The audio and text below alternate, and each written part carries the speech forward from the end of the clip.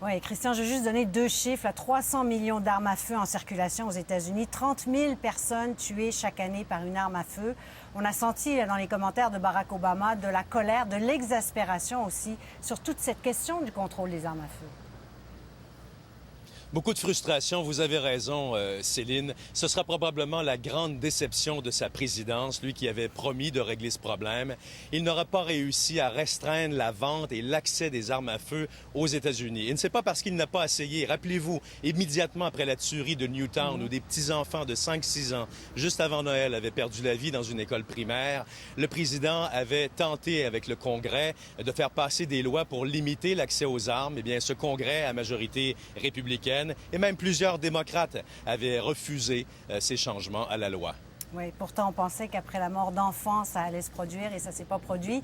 C'est aussi un autre coup dur pour la communauté noire. Vous faisiez allusion dans votre reportage. Il faut parler de racisme, Christian. Et c'est une question qui reste encore assez taboue aux États-Unis. Le racisme aux États-Unis, Céline, c'est l'éléphant qui est dans la pièce. C'est le sujet dont personne ne veut parler. C'est le tiroir qu'on ne veut pas ouvrir parce qu'on ne veut pas voir ce qu'il y a à l'intérieur. Pourtant, il y en a du racisme aux États-Unis. Il est parfois larvé, il est parfois ouvert. Contrairement à d'autres pays comme l'Afrique du Sud, le Cambodge et même le Canada, on a osé parler et on a osé reconnaître et, dans certains cas, s'excuser face à certains peuples dont on avait abusé. Alors, les États-Unis n'ont toujours pas fait ça. La plaie du racisme, la plaie de l'esclavage est encore trop vive. Merci beaucoup, Christian. Je vous en prie.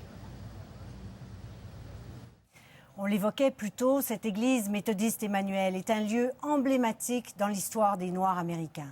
Elle a été fondée par des esclaves à la fin du 18e siècle dans un État, la Caroline du Sud, qui était un des berceaux de l'esclavage aux États-Unis. Elle a été détruite en 1822 en représailles à un projet de révolte fomenté par des esclaves dans ses murs, mais elle a été reconstruite malgré l'interdiction des lieux de culte pour les Noirs. Plus tard, après la lutte pour l'émancipation des esclaves, l'Église s'est distinguée dans la lutte pour les droits civiques. De grandes personnalités comme Martin Luther King s'y sont arrêtées au cours des années 60.